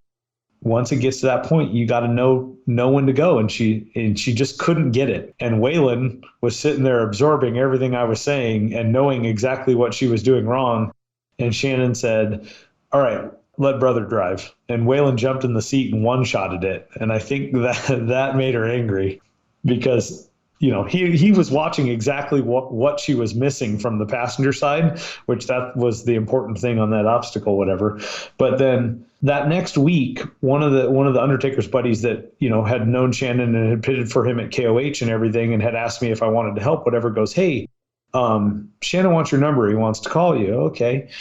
And he called me and he said, hey, you were really good at spotting out there on those trails. We need a spotter for We Rock, would you do that? And I said, sure. Well, the next event was in Tucson, so I didn't have to go anywhere. And I actually spotted for Nick, not for Shannon. And Nick and I ended up winning, I think, 3 of the 4 events that season and winning the championship too. And then from there, Shannon's like, hey, you want to go desert racing with us? So we, Vegas to Reno and, Parker and but at the same time throughout that season, hey, you want to go Ultra4 Racing with us? And sure. And then it just I ended up, he's like, just with, I don't know, I guess the way I think. You guys jive. Being like the strategist for this is where we're going to pit for this, for fuel. And this is what we need at this pit. And this is what we need to do and whatever. Yeah. So that's how that all started. And then once Weyland got old enough to race, he's like, hey, I want to build him a 2-seat car. Let's build him a 2-seat car and you co-drive for him. Okay. So. Done. Yeah. All right. And I've sat in on a fair number of those strategy conversations, those strategy meetings in the Campbell trailer. And, it's all sitting around and writing on the kind of the whiteboard, like where the fuel is, what the game plan is, what the intel is on what other teams are doing when they're going to pit, what their strategies look like, what it looks like for the 3 car, the 5 car, the 35 car, and kind of how that kind of is all going to set up. And you're kind of the crew chief on that. You're kind of like the lead strategist and in there, and you've got, Matt Taylor feeding you data, but then you've got Shannon, Weyland, and Bailey, their buy-in and their, yep, that's what we're going to do. Or, well, let's look at this. And then you show them the pitfalls of what that looks like. And so, massively impressive. It's like, you can tell that, Miller sits down and does all this homework, leading into the event, and everyone else kind of does theirs too. But then when you guys sit down and put pen to paper, what it looks like, it's, you can tell that, that family and that team and that race organization, that race company, you are a pillar within inside that. We definitely put a lot of time into our KOH it's the big race, right? We put a lot of time into what we are going to do, as support, pit, whatever out there for the whole week, not just on race day. And it's multiple races. Yeah. Because you guys run UTV. Yes. The UTVs adds a whole nother ball game to it. In which you can tell us exactly, Shannon loves the UTVs, doesn't he? He just loves them. Like, he likes the UTVs, yeah. But he does love his big car too. yeah, as soon as the UTV race is over, he's like, get him on the trailer and get him out of here. Yeah, yeah. He loves racing them, but he's like, I'm done with them by that time. I'm 100% with the get them on the trailer and get them out of here because we don't want any more stuff to work on. Yeah. Doesn't matter how they get on that trailer, just get on that trailer. The pecking order on which one goes on the trailer, or which ones I should say, or which ones are in the worst condition, because we need the rest of them to drive around for the rest of the weekend. That's right. That's exactly right. And nobody messes with Tammy's General. No, do not touch Tammy's General. That's like the only rule. Yeah. You can lean on it. That's it. Don't think you're going to do anything I think else. she'll let me drive it, but she might still be mad about it. Love her. Oh man, love her. So yeah, I mean, as we kind of get through this, you co-drove for Weyland for quite a while. How many years, man? Like 2, 3? It's hard to say. They I think blur it was together. 2.5 to 3, because I think it was once Bailey wanted to race. Then I got thrown into the car with Bailey, and actually Jason Berger, who co-drives For sure. for Shearer in 4400, but he also co-drives for Shannon in UTV. Berger actually helped. He spotted for Nick and We Rock as well. So, and he's not a stranger to any of this stuff. So he actually co-drove with Weyland until Weyland graduated to a single seat car. And if anyone wants to hear Jason Berger's story, go back to episode 24. I had Berger on. I love that guy. I mean, every episode I've done have been my favorite people, but that one, I didn't know anything about him, and holy crap, I love that guy.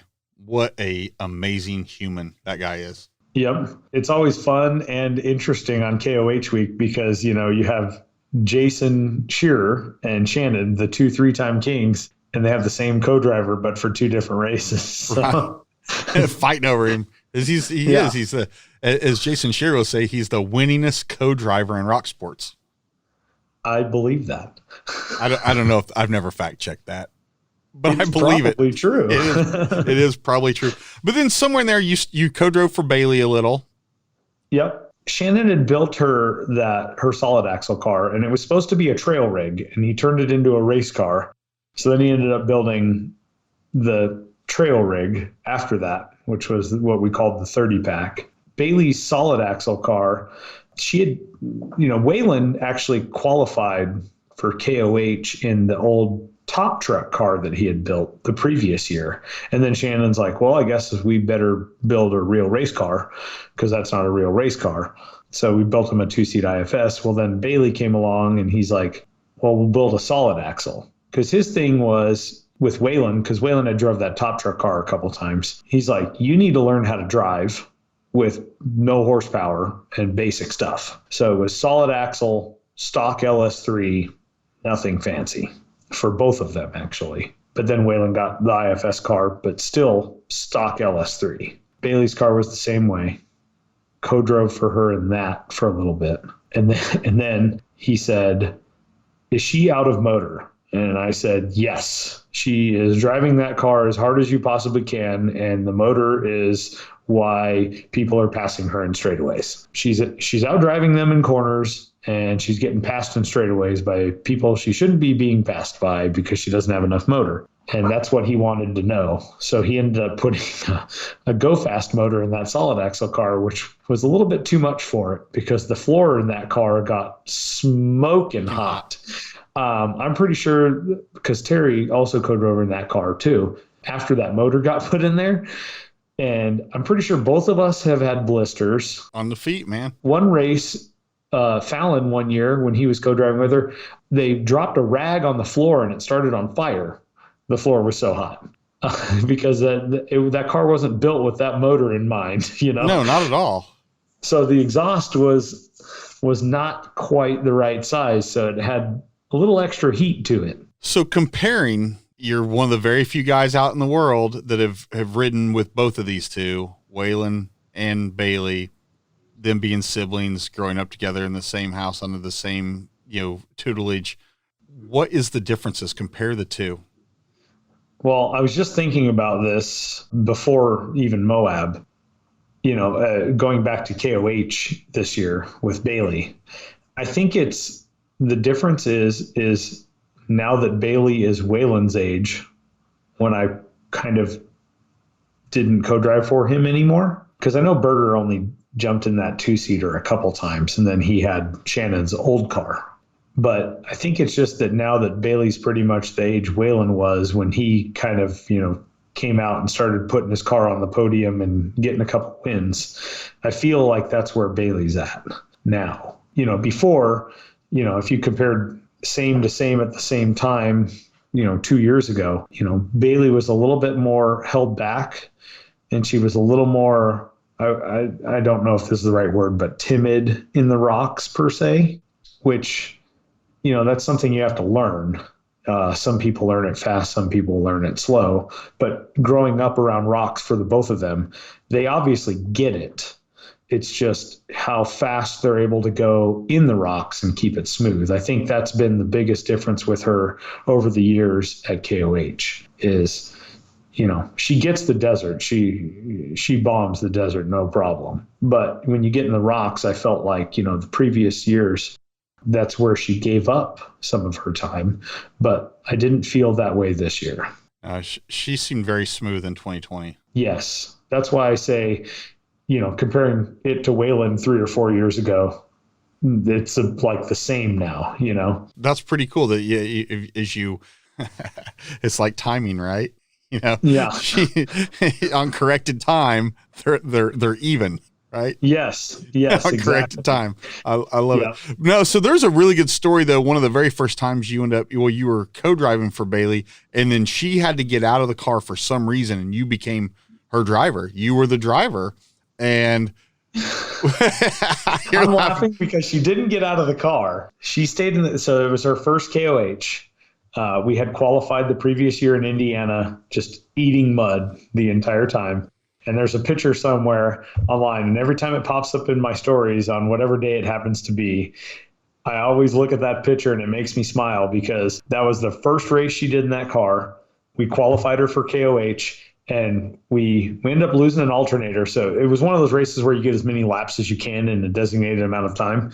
And as soon as we lost the alternator, like the time was up. So all we could have done was finish that lap, but it was enough to qualify her. And we were covered in mud. The car was covered in mud. You couldn't see a white speck on that thing. You couldn't see anything of us other than the whites of our eyes and our teeth. And this is mud soup, everything. Tear-offs and rags, there wasn't enough in the world. So we were just running it, So that's how we got her qualified for KOH. But then we go to KOH, and, you have to think, Bailey isn't large at all. She's a small little thing. She's like five. Is she 5'2", 5'3"? I don't want her to get mad at me, but I think she's 5'1" or 5'2". Okay, well. Yeah, she's very small. And you have to think also that helmets are mostly about the same size. They're not, there's little differences slightly, but they all weigh almost the same. Well, she hadn't been in a race car for more than like 2 or 3 hours ever combined at that time when we started KOH. And I think we were at like hour 12 or something. And we were on lap 3, and we were in Spooner's outer limits loop that gets added every time. And she's like, Miller, I can't do it anymore. I can't do it. I'm quitting. And I was like, no, you're not quitting. You want me to drive the car for a little bit? And she's like, yes. And so she jumped in the passenger seat, and I jumped in the driver's seat. And if anyone's ever seen how the car's set up for her, there's seat risers and extra floors and pedal extensions, and she's 5'1" or 2", and you're 6'1". Yeah, I somehow wedged myself into that side of her car. My knees were touching the dash like all the time. And I drove a lap 3 of KOH. And we pulled into the pits. One of the pit guys was like, Bailey, you want to get out of the car? And she's like, no, I'm staying in the car. And she wanted to cross that finish line. And Shannon said, you do whatever you can and make sure that car crosses that finish line, whether it's in, 3rd or 10th or 20th, or if it's after time expires. you make sure she crosses that finish line. And that was the year when we crossed the finish line like 2 or 3 hours after the cutoff, and they turned the live feed back on because our pit crew stayed out there that entire time and made sure that she made it to the finish line that year. That's the most important. He's like, you have to finish races. You have to get to the finish line. You do whatever you can to get to the finish line. And it wasn't, we just had some bad luck at the beginning of the day and we got stuck in lap traffic, and that it is what it is. But I ended up driving the third lap. And the reason why I started laughing when you said that is Bailey actually fell asleep in the passenger seat of the car. And they wrapped a hoodie around her neck underneath her helmet so that her head wouldn't bobble around when I pulled in. I pulled into the pits and she's like practically sleeping, and they wrapped it. And it was, all the Hammers trails, Wrecking Ball, Jack, all those were in it. And then you had to go across the MDR course, which I think you're aware of, is the, really whooped out east to west area. There's some big holes. And I'm doing like 70 across there. And I look over and she's passed out with that hoodie wrapped around her neck. And I'm trying to look at the GPS from the driver's side to make sure I make the right turn off of the course up there because it's, dark. But I made it all the way through that, and I got to like where the last pit goes back towards Hammertown, like 10 miles. And I stopped and I said, all right, that's as far as I'm driving. You're driving it the rest of the way. And put her in. And she jumped back in the driver's seat and drove it. But I think that kind of made her think for the following years, that's a lot of time you have to be in the race car. It's not like a 2 to 3 hour race. It's a 10 to 12. The next year we ran into the same thing where we ran into some bad luck. We're out on course way, way, way long. And halfway through lap 3, she was exhausted, because we had been in the car for 12 or 13 hours at the time. But once the first 2 years were over, she finished it after that all the time. So, and she's finished every KOH, right? Yeah. I mean, I don't think she got an official finish the first year, but she's finished every KOH since then. So let's talk 2020. KOH 2020. This is the heartbreaker. This is the heartbreaker, and I'll tell it from my side. My side is everyone's gonna hear it right here how terrible an individual I am. I get in my I watch and get every way off the line that morning, and then I go get in my truck and I peel out for Texas, and I turn the live feed on and I watch the race as I'm headed back to Texas. So I'm not there for the race. I'm not there for the finish. I'm just trying to get home. I'm whatever 8-10 days you've been on the lake bed. I'm like, at this point I'm done. And the coverage that Ultra4 puts on for KOH the live coverage is so good. But so there I am bombing down I-10 headed back to Texas, and see Weyland start blowing steam on whichever climb that was. So there I am. I'm calling Matt Taylor, and I'm like, Matt, Weyland is still fully under power. He's still at race speed, but he is losing all coolant. Do you know, are you aware, or radio him? Because if he doesn't know, because, with a rear engine car and the radiator mounted up high, you don't necessarily know that you're blowing off steam, especially if you're going at speed. And he's like, cool. Thank you. And then, a couple, hours later, there it is. You guys, Bailey driving, you in the passenger seat, you've worked your way into first, and y'all were in first for a long time. And the whole world was pulling for this girl, this woman. Everyone's pulling for her. I mean, it was her day. And then it was her day until it wasn't. And then you guys had a kind of a little bit of a catastrophic, and the day got away from you. We know Blyler ended up winning, but walk us through what was going on in your head and what was going on in that car as you guys were leading. And did you know you were leading? Well, going back to lap 1, we knew we had a good pace going because we could actually see the 3 other Campbell cars in front of us. Every time you would make like a 90 turn, you could see, we couldn't tell whose car was what, but we could definitely tell one of those is Shannon, one of them is Brian, and one of them is Weyland. And we knew we had passed quite a few people. And we pulled into main pit, and I guess at the end of lap 1, they told us we were 30 seconds off of Shearer for the corrected time lead. which we knew we had pre-ran and we had the GPS marked and we were doing exactly what we wanted to do. We planned for everything. We knew where our lines were. We knew in dust what we needed to, be careful of, because we were in dust the entire lap one. We could not see anything hardly. And we knew where to run the car, basically. And we started lap 2 and they told us, hey, you guys are 30 seconds behind Jason for the lead. And we're like, all right, well, we're, just going to run our pace still. And so we ran lap 2.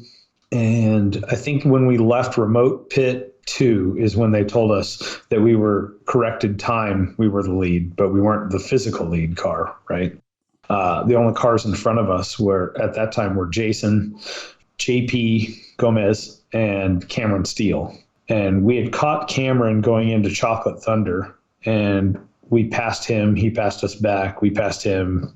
We passed him back, on and off through Bender Alley, Wrecking Ball, over the top of the Goat Trail, and down onto the MDR course.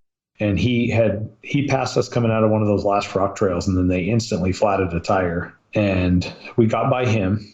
And then as soon as we turned towards Guacamole, Jason Shearer was pulled over there, and him and Jason Berger were already out of the car, and they were jumping up and down on top of their car, cheering us on when we went by.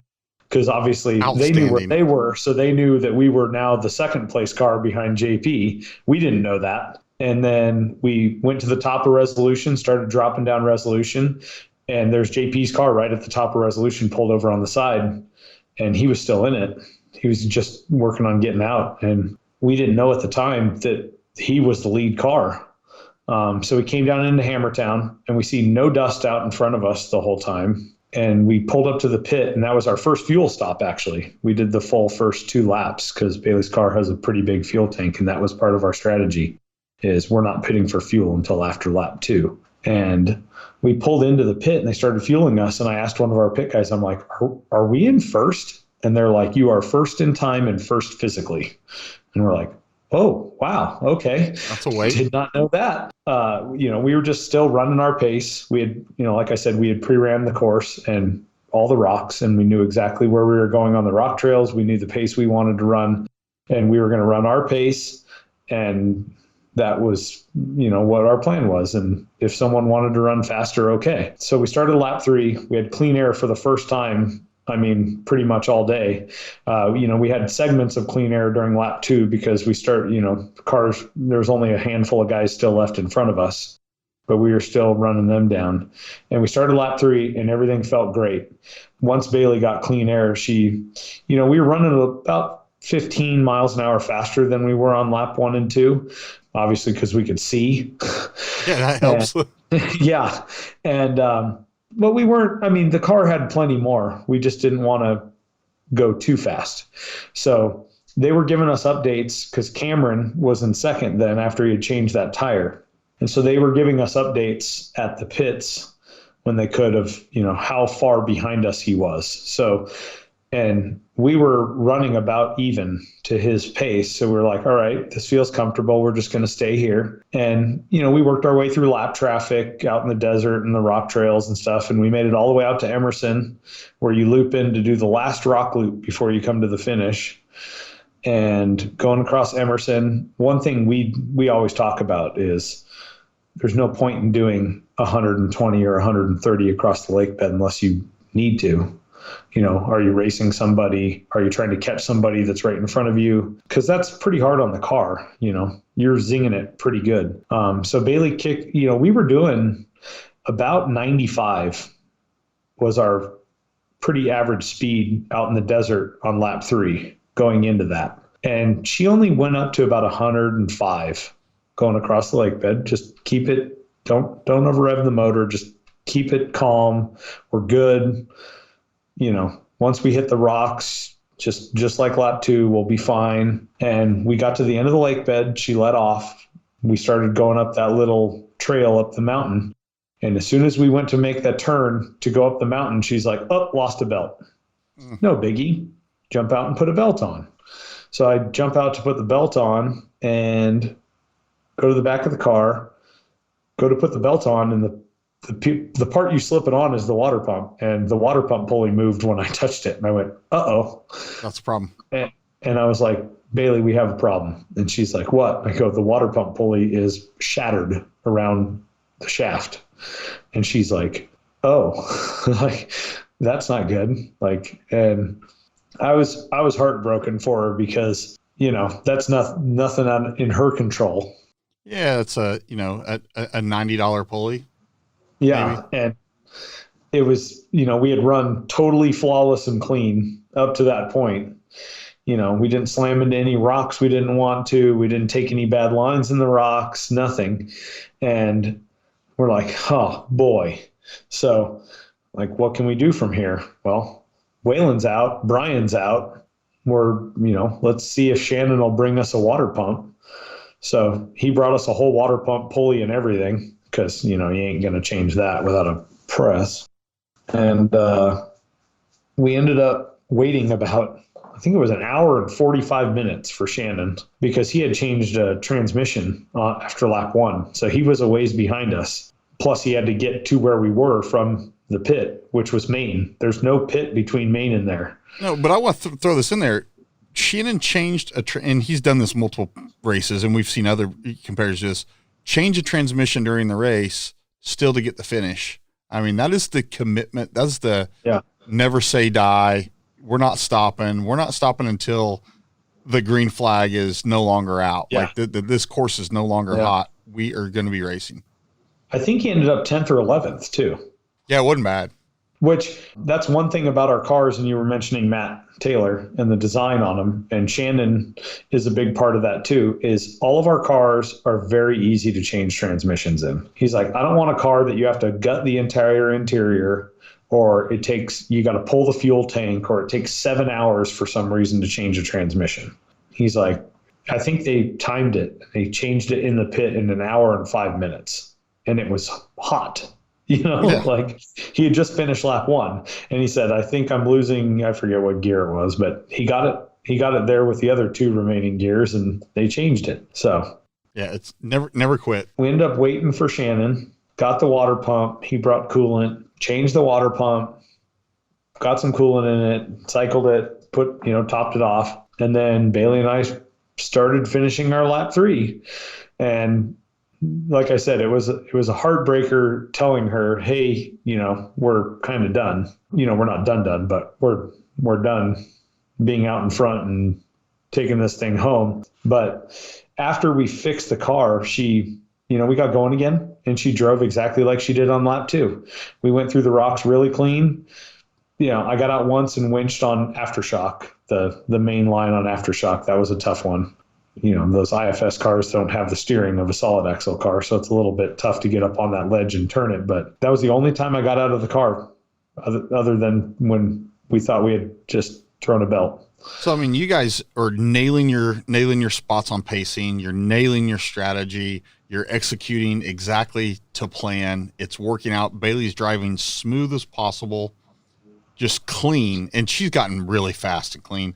And then just to suffer such a heartbreaker, there was a collective sigh that went across Hammertown when that kind of news came out that you guys were off the side and that there was a brake issue. Yep. It was tough. But that's part of racing. That is. Yeah. But still doesn't mean it doesn't sting. It's tougher when it's nothing that's your fault, you know, which she was driving a flawless race, and she even did so after we got the car fixed. She picked many places back off on our way to the finish, but in the rocks, lap 3 with the extra rock trails, she absolutely killed it. Just that one line on aftershock, I had to jump out and winch. No biggie. But other than that, she was just like lap 2. So. Well, I mean, some of the notes I had down that I wanted to go over, and we've actually just hit every single one. You basically hit my strategy. But, you know, some of the stuff that we've talked about that is just impeccable is just like the value of the Campbell team effort. I mean, the value across all 4 cars and the effort of this, never say die, right? And the value of your strategy. You guys You guys basically put a strategy out there for it's all 4 cars, but then it's as a team as well. Don't get me wrong. As soon as the green flag drops, some of those change, but you guys are very, very good about triaging. And if it means Shannon, or Weyland or someone throwing wrenches out or throwing parts out or whatever, I mean, I can't tell you how many times I've heard a story of Shannon bombing across whatever at 100 miles an hour with an alternator bouncing around on his lap or a starter on his lap or whatever. It is that type of, we're not done until somebody tells us we're done because we don't know how to stop. The value of finishing, and a lot of people, I'm going to even throw myself in there included, willingness to throw in the towel versus the willingness to never throw in the towel. And when you run around with that mentality, and exactly what happens in Campbell Enterprises camp is this, it's contagious. It's like in baseball, they say, hitting is contagious, it's attitude. And when everyone has that same attitude, then no one wants to be the one to say, hey, we're done, because whoever says it is like, boo, quitter. And, and sometimes as everyone knows, there comes a time when, especially at King of the Hammers, where 75% of the field has to at some point come to the realization that they need to be a quitter, and they need to be a quitter at that time. Not that they selected and left out the day to be a quitter, but they have to, at some point you have to throw in the towel because you've catastrophically failed, right? That's what the course does. That's why it's the single hardest one-day race in the world. The other notes I have is the value of controlling what's in your control and recognizing what's not. That's exactly what happened to Bailey and Bailey and you at KOH 2020 this year. You can wrap your head around this. This wasn't anything that we did. This wasn't a strategy issue. We didn't mess up. We just had an equipment failure. We had a mechanical failure on a pulley. Well, how do you can't plan for that? No. Right. I mean, it was crazy. And, when those guys came across the live feed and said, kind of what took y'all out, this collective, felt so bad for you guys. I mean, pulling for you guys. So, man, one of the last things before we start talking about the future that I want to ask you about is, and get your input on, because I know you do have an opinion. I think it's a very good grounded one. But advice for guys getting into Ultra4 and getting into racing, and they're going to race, right? They're going to race, but then they immediately think, well, I'm going to race, so I'm a racer, so I need sponsors, and it doesn't work that way. Yeah, that's one thing I saw a lot too myself racing. Obviously, it's on a much different scale than the Campbell race team, right? Is guys think, oh, I want to be a race car driver.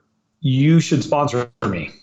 And you have to, it's the return on investment for them. You have to give them something back marketing wise, what are they getting out of this?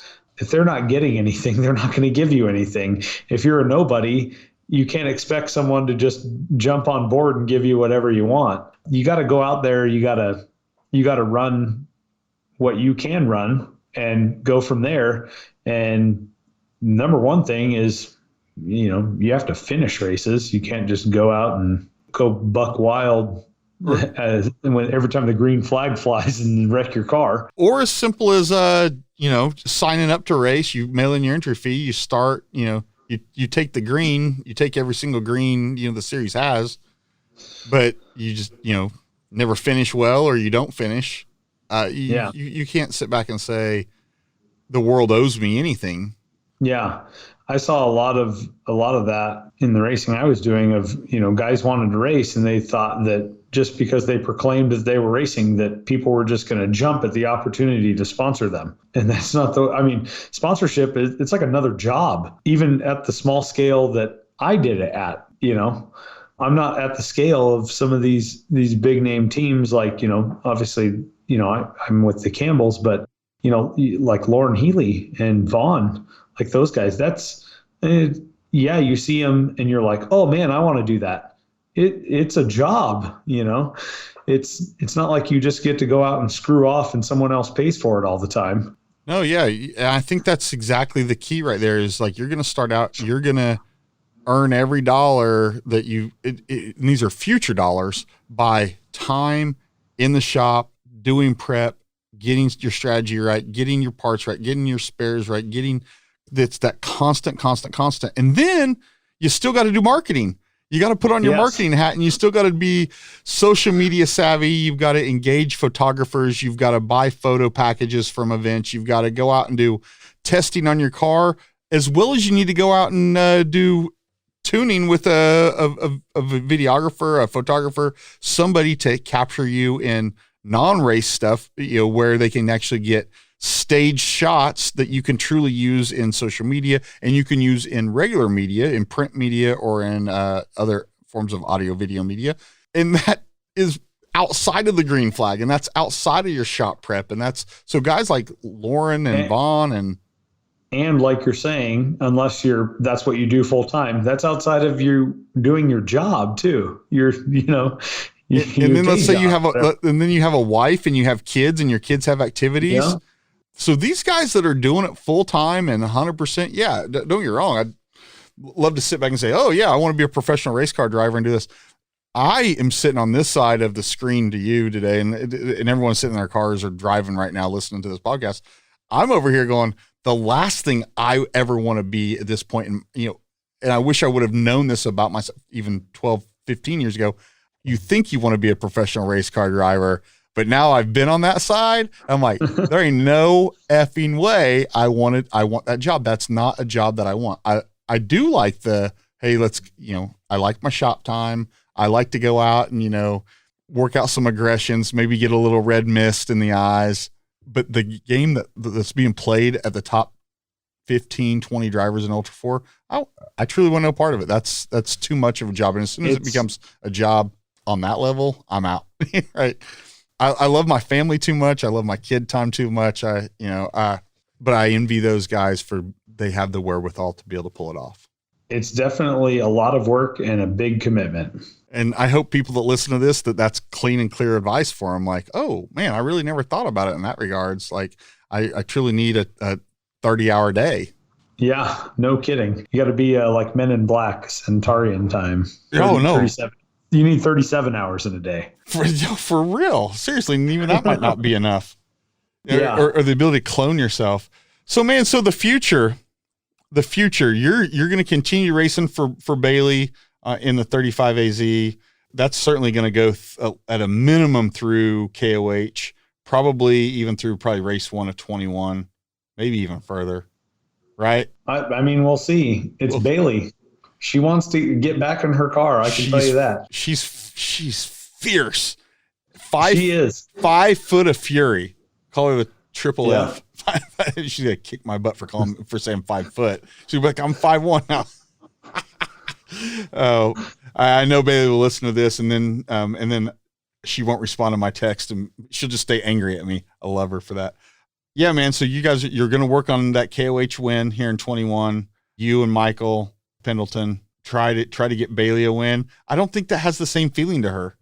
Like, even if you guys, let's say you guys win and she's driver record, right? How is that going to work for Dave?